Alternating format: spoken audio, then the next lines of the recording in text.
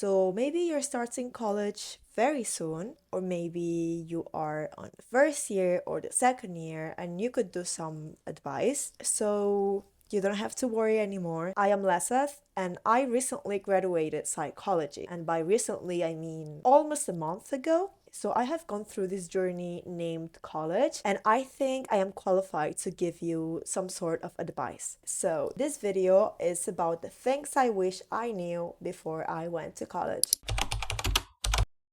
So for a bit of context, because my experience does not have to be your experience, and of course there are differences between you and me, I studied in Spain. I am from a very small village in Spain. Well, it's not that small to be honest, but it's not the city and it's not really close to the city. And I moved to a big city for the whole purpose of studying, basically. I moved from this village which had really nothing to Barcelona, which I think it's a pretty popular city and most people who watch this video know where it is. So what I mean to say is that my experience is based on Spain. So it may be different from the experience you may have if you're from another country, which the stats show that most people who watch this channel are from the US. But don't worry, because I think that most of the things I wish I knew before college are independent of the context.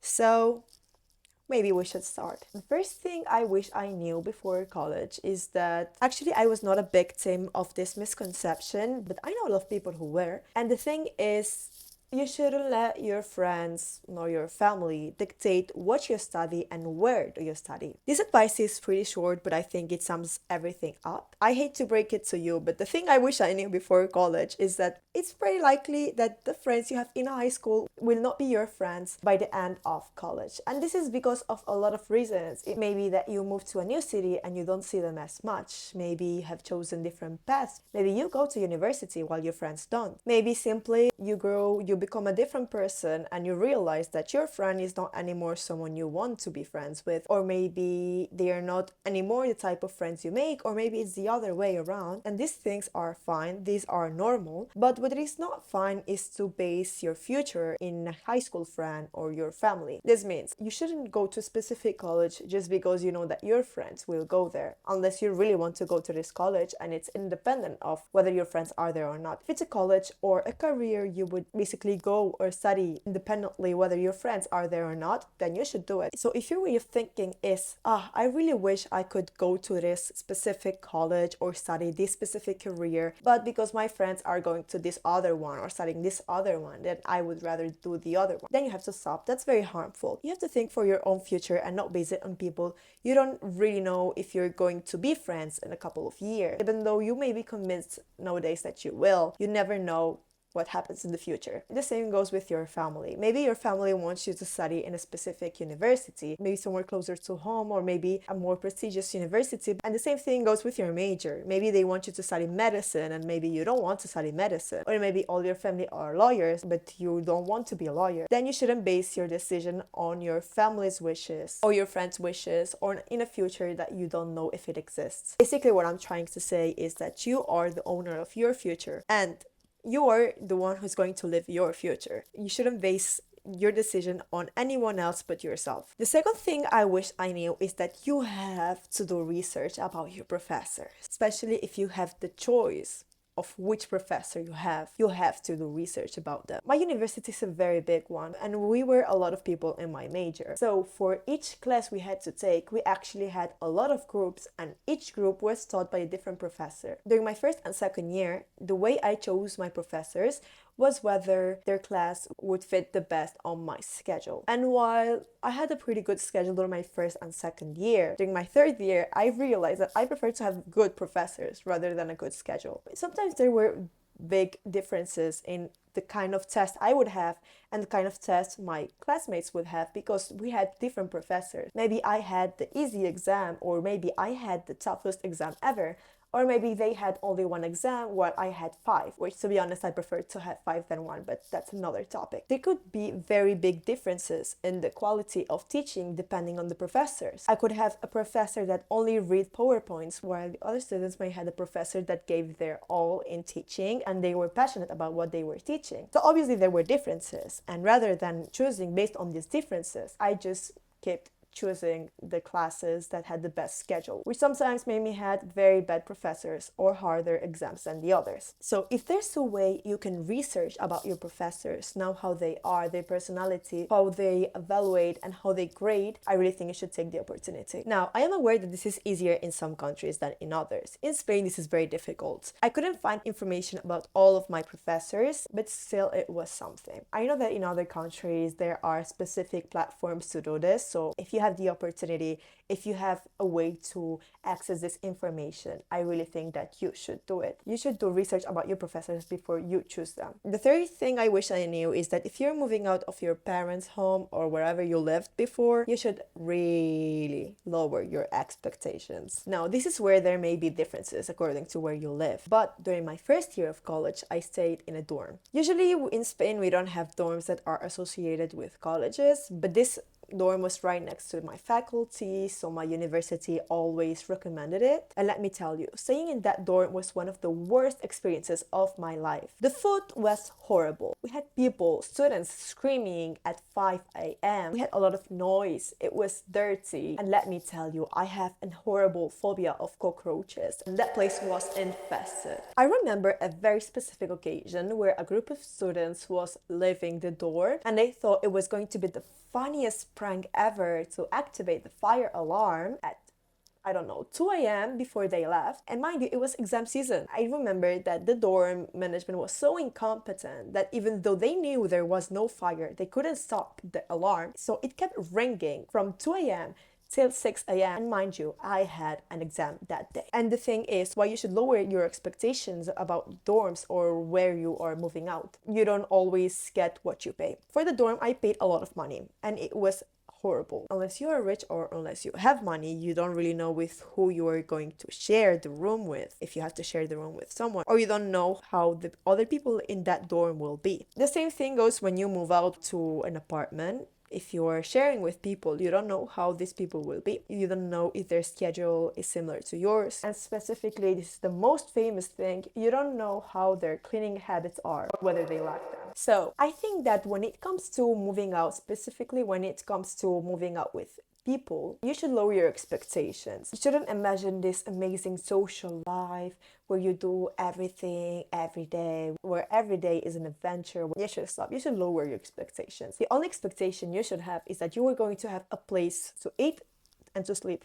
Hopefully, you will be able to sleep as well. And from my experience, the social aspect of living in a dorm or living in an apartment, because in my second year I left that dorm, is that while the social aspect is okay, I would very much rather live alone. Let's just say that I had very big expectations about sharing my living space with someone else, and no. The third thing I wish I knew is that you shouldn't let the things pile up. Once you start college, you might receive a lot of tasks. My piece of advice here, and the thing I wish I knew, is that if there's something you can do now, do it now. Don't leave it for later. Don't let things pile up. Everyone says this, but it's very important that you know that you cannot let things pile up. You have to work. You will have essays, you will have exams, and the difficulty of them will absolutely be nothing related to high school most of the time. On my first year, I remember crashing out because I had no idea how I was going to pass the first exam I ever took. It was an history exam and I am horrible with history. I am a math person.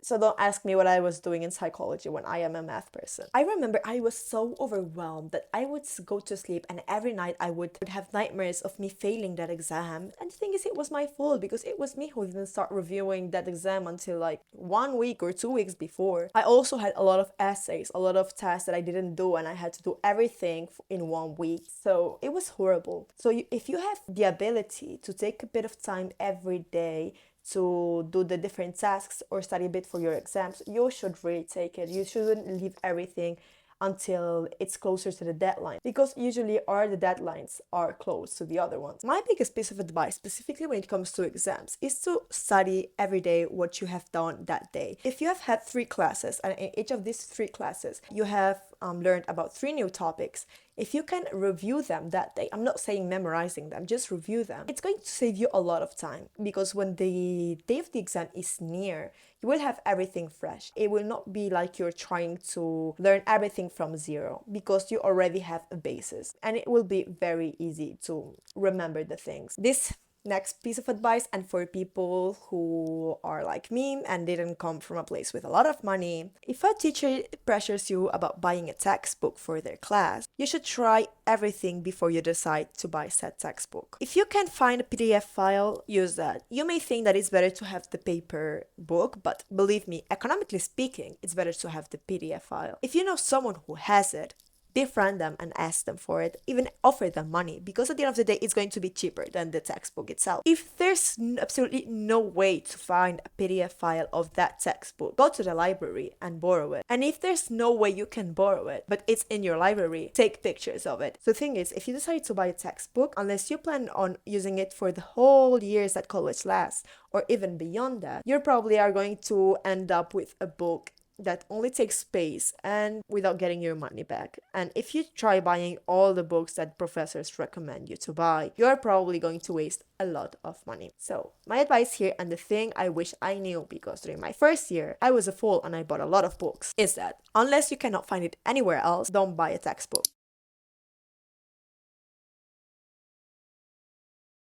The next thing I wish I knew before I started college is that you need to organize yourself in a way that you can see the time and the deadlines. What I did was that I used to have a calendar right in front of where I sat to study. Actually, it was here. Yeah, I am sitting on my desk. But yeah, I had my calendar here and I used to sit right in front of it. So every day when I went to study, I had a clear view of how many days or weeks I had before an exam or a deadline. This helps your brain focus, I think. If my brain knows that I have an exam in 4 weeks, I do not get stressed about it. But if I know that I have it next week, I feel like I study better, like the information sticks easier. It also gave me the willpower to start the tasks, because if I think I have a deadline in 3 weeks, then maybe I will keep thinking that I will do it next week or next week. But if I can see that it's only 3 lines apart, I may have more urgency to start that task. I also really recommend planning things ahead. You should buy a planner. You should buy something that lets you write the to-do list of every day. And my piece of advice is that you should plan ahead of time when you're going to start studying and write it down. So if you have an exam in 4 months and you plan to start studying for the exam 1 month before, what I used to do is that I would write down the date of the exam and I would flip the pages until 1 month before, and I would write the to-do list of those days, even if they were months away, just so because when that day arrived, I would see that it was already on my to-do list, so I would begin doing it. Basically, what I mean to say is that it is easier to start doing a thing if you already had it planned than if you have to plan it. This means if you have to take initiative and think, oh, okay, I'm going to start studying for this exam tomorrow because it's 1 month away, you will probably keep postponing it and be thinking, I will do it tomorrow or the day after, and suddenly it's the week before the exam and you haven't started.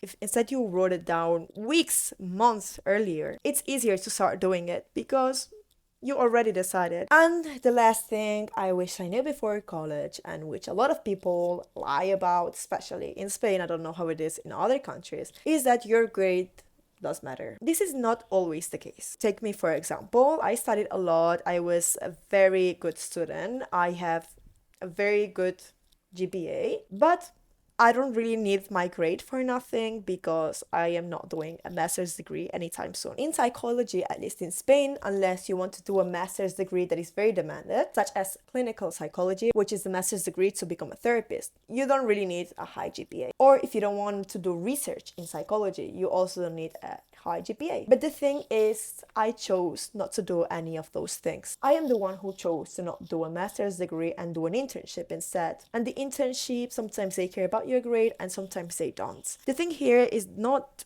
either I needed a high GPA or not, but more the fact that I had the opportunity to choose what I wanted to do with my future. For example, if I decided to do a master's degree, if I decided to do a clinical psychology master's degree and I didn't have the GPA for it, I would be really mad and I would be limited to options where the GPA didn't matter as much. Maybe an internship like I will be doing. You may not need a high GPA in the future, but when you're starting college, you hardly never know what you're going to do with your future, and you don't want to limit what you want in the future just because you thought that your GPA wouldn't matter. Maybe it matters in the future. Since you're in college, since you are paying for it, maybe you should try your best just so you know that if you ever need to choose something and the GPA is important, you don't have to worry about that. Also, honestly, for some companies, especially in entry-level positions, they may be interested in your GPA. So don't let that be a reason why you're not chosen. So basically, a high GPA, while it may not be necessary, it will for sure allow you to choose what you want to do. And here the keyword is choose. And so these are basically the things I wish I knew before I started college. If you're starting college soon or you're in your first years, then good luck. I really think you should make the best of these years because they will be over in a blink of an eye. I know it may look like somewhere still very far, but believe me, I remember as if it was yesterday, my first day of college, and nowadays I already graduated. So I really hope you have the best of luck in this new chapter of your life. If you're starting college soon, I really would love to know what you are studying, what are your thoughts about it, what are your worries. So please make sure to leave a comment. Also, if any of you watching this video is planning on studying psychology, please let me know in the comments because I can give you so much advice for that one. If you made it this far in the video, thank you very much. And if it has helped you in any way or entertained you in any way, please give me a like. And don't forget to check out my channel. I made a blog the day I finished college. I will leave it over here. I also have TikTok. I also have Instagram. I don't use much any of them, but I'm trying to be more active in both social media. I hope to see you again in another video. Thanks for watching and see you next week.